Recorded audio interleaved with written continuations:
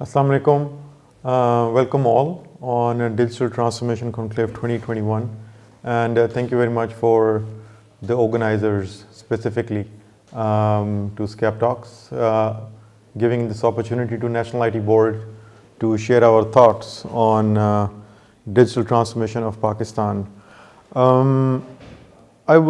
of all, I would like to talk about a little bit on what does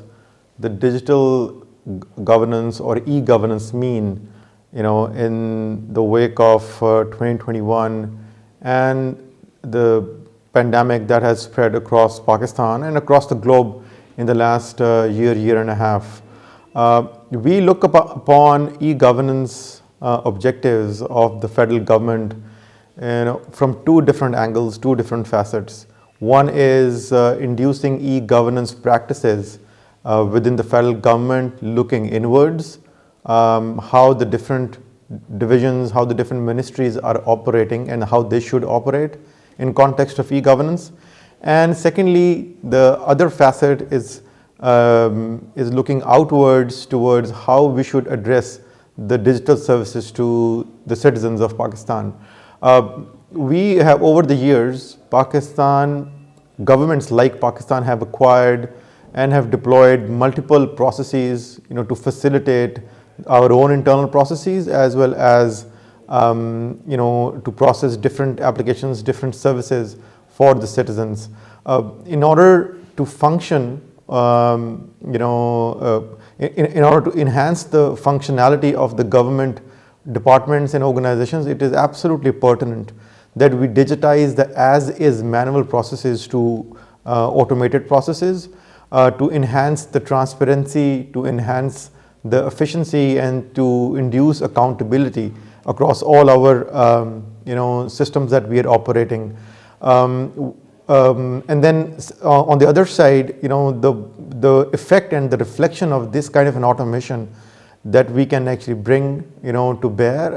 at the government level is this will have a very stark impact on the investment that may come into Pakistan from domestic capitalist companies or the overseas venture capitalists who are very keenly looking at Pakistan the way that we are going through the norms of digital automation, and our economy has been driven by great initiatives by the current government. And then last but not the least, I think one of the most important piece that we are trying to induce across the e-governance side of the house of the federal government is how we can create ease of doing business practices for our citizens in general at large. Citizens have been in the last a few decades, we have seen there have been a few practices which has slowed down and induced so much of opaqueness towards the citizens that they have not been able to figure it out and decipher what kind of time span it's going to incur for their systems, for their services to be delivered at their doorsteps, right? If not right there at the offices. So I think these few things, I think, which is absolutely important for us in the context of transforming digital Pakistan, is to carry out all these three different initiatives that we have taken in the context of e-governance, transparency, accountability, and ease of doing business for the citizens. In the last year or so, I would like to share with you a few initiatives that National IT Board has taken at the federal level to facilitate the citizens. In the last 1 year specifically, we have developed indigenously a series of applications in the wake of coronavirus. And these applications we have made sure that must be available to all the citizens online through their mobile devices, where the government's narrative and information that government wants to disseminate to the citizens should be available to them at the palm of their hand. COVID-19 Gov app is one of the most downloadable app, right, at the federal government level so far, and I think at the government level within Pakistan is one of the most downloadable app. The reason being that it provides you real-time statistics of how the pandemic is spreading across Pakistan. It gives you, a real-time environment to chat with one of the representatives of the government. Also, it also gives you it within the single platform how you can navigate through different facilities and the different services that the government has initiated towards the citizens, in different parts of the world. You can actually navigate through a particular segment of the app where a stranded citizen who is affected by coronavirus can actually get to the nearest vent and the nearest bed automatically navigated by the app itself. So these kind of things we have developed to combat the coronavirus spread in the last year or so. And then we have also indigenously developed smart lockdown technology where we have been guiding different geographies of Pakistan, provinces and different areas, which are based upon these hot clusters which are developing across Pakistan,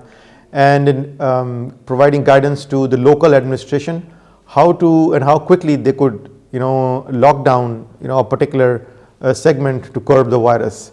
Apart from that, we have also developed a price control app which we call Durustam.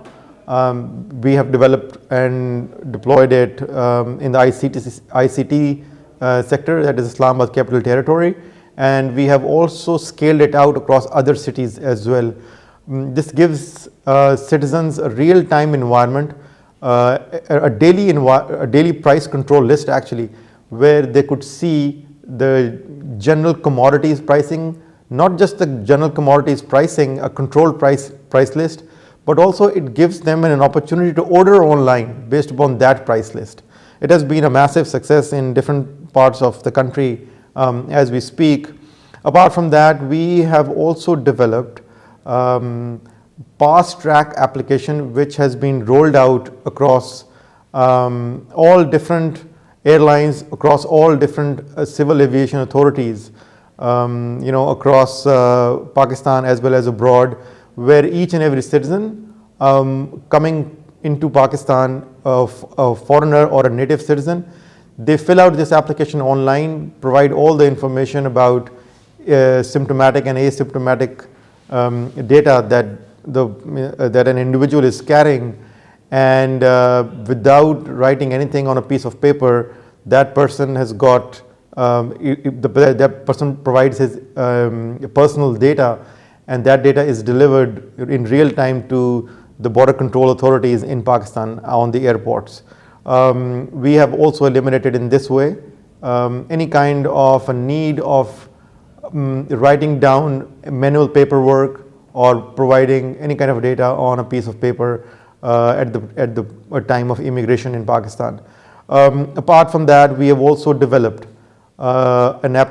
platform rather, which is called Yaran-e-Watan platform. Yaran-e-Watan platform has initiated something which has never done before, in Pakistan. We have created, an environment where the most coveted and the most distinguished health students, healthcare professionals could be connected to the health information and the health institutes of Pakistan to provide their expertise to advise the government how to cater to the pandemic spread going on in different parts of the country. What are the key initiatives that we can take in context of the business practices going on across the world, not just not just the pandemic spreads, but also they can actually provide their guidance and their expert advice across multiple different kind of diseases, different kind of issues related to the healthcare. So that is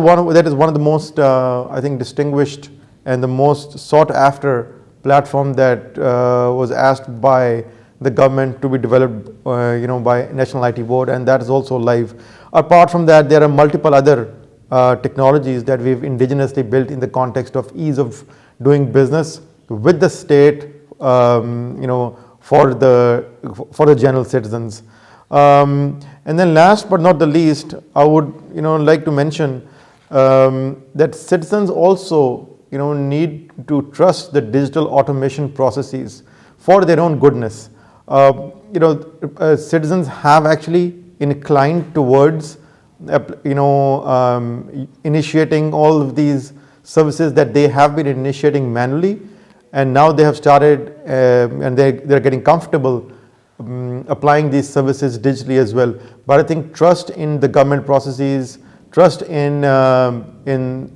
automated delivery of the applications that they have applied online through the government, I think that will also boost up the digital adoption, all these applications, all of these services across the country. With that, I thank you for giving us an opportunity to talk about the government policies and government initiatives on the digital transformation. Again, thank you very much.